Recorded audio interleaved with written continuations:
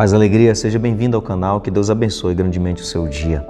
Vamos mais um dia nos nutrir com a palavra de Deus. Hoje, o Evangelho de João, capítulo 11, versículos de 45 a 57. Vamos continuar meditando no Evangelho de João e olha quanto ensinamento o Senhor tem para nós nesse dia.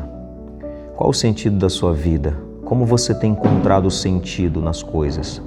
Como tem sido a sua vida diante das perseguições, do sofrimento, da cruz? Como você tem reagido? Como você tem assimilado isso? Vamos aprender com Jesus? Vamos acompanhar o Evangelho de hoje. O Senhor esteja convosco, Ele está no meio de nós. Proclamação do Evangelho de Jesus Cristo segundo João. Glória a vós, Senhor. Muitos dos judeus que tinham vindo à casa de Maria, tendo visto o que ele fizera, creram nele. Mas alguns dirigiram-se aos fariseus e lhes disseram o que Jesus fizera. Então os chefes dos sacerdotes e os fariseus reuniram o conselho e disseram: que faremos? Esse homem realiza muitos sinais. Se o deixarmos assim, todos crerão nele e os romanos virão, destruindo o nosso lugar santo e a nação. Um deles, porém, Caifás, que era o sumo sacerdote naquele ano, disse-lhes: vós nada entendeis. Não compreendeis que é de vosso interesse que um só homem morra pelo povo e não pereça a nação toda? Não dizia isso por si mesmo, mas sendo sumo sacerdote naquele ano, profetizou que Jesus morreria pela nação. E não só pela nação, mas também para congregar na unidade todos os filhos de Deus dispersos. Então, a partir desse dia, resolveram matá-lo. Jesus, por isso, não andava em público entre os judeus, mas retirou-se para a região próxima do deserto, para a cidade chamada Efraim, e aí permaneceu com os seus discípulos. Ora, a Páscoa dos judeus estava próxima e muitos subiram do campo a Jerusalém antes da Páscoa para se purificarem. Eles procuravam Jesus e, estando no templo, diziam entre si: que pensais? Virá ele à festa? Os chefes dos sacerdotes e os fariseus, porém, tinham ordenado, se alguém soubesse onde ele estava, o indicasse para que o prendessem. Palavra da salvação. Glória a vós, Senhor. Meus irmãos, que bom que nós estamos meditando esse Evangelho, porque ele tem muito a nos ensinar. Nós estamos diante de a inveja por Jesus. Muitos acreditaram nele, mas uns queriam matar Jesus por tantos sentimentos, inveja e tantas coisas. Mas o Evangelho nos mostra sempre que Deus pode tirar proveito de tudo. Jesus veio trazer um outro sentido para todas as coisas. Que sentido foi esse? Jesus dá sentido à cruz, Jesus dá sentido ao sofrimento, à morte, Jesus dá sentido à perseguição. O Evangelho traz para nós que tudo pode ser revertido, todas as coisas, quando nós seguimos a Deus, quando nós acreditamos de verdade, tudo pode ganhar um novo sentido.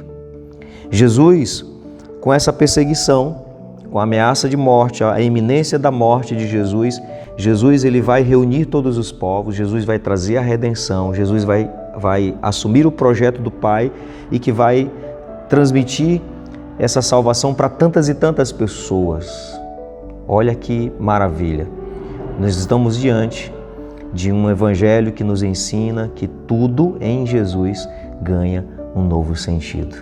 Até o seu sofrimento, a sua dor, a cruz ganha um novo sentido. Até a perseguição, estavam perseguindo, querendo matar Jesus, isso ganha um sentido, isso vai ser tirado proveito.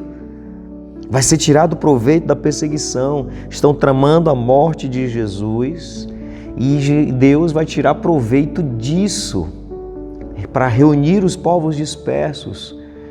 Jesus vai trazer a salvação. Nós estamos aqui hoje, você está aqui hoje meditando esse Evangelho, tendo acesso a essa palavra, ao Evangelho todos os dias, porque isso aconteceu. Mas a gente muitas vezes não entende Às vezes a gente passa por situações difíceis e a gente não entende que aquilo pode ganhar um sentido diferente.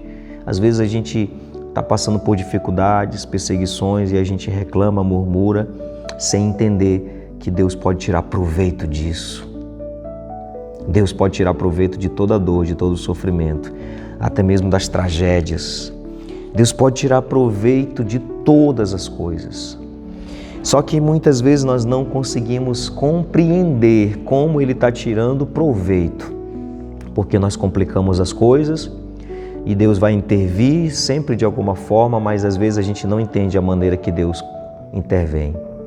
Assim como o povo lá no deserto, quando o povo estava escravizado no Egito e aí precisava sair do Egito, teve a libertação do Egito para a terra de Canaã. Não demorava muito, dependendo do caminho que se fizesse. E aí o povo não estava longe da terra prometida, mas Deus fez eles ir pelo deserto. Deus interviu, permitiu para que eles viessem pelo deserto, o lugar mais longe e mais difícil. Mas por quê? Porque o faraó não tinha como ter mobilidade nas areias do deserto com seus cavalos, com suas carruagens.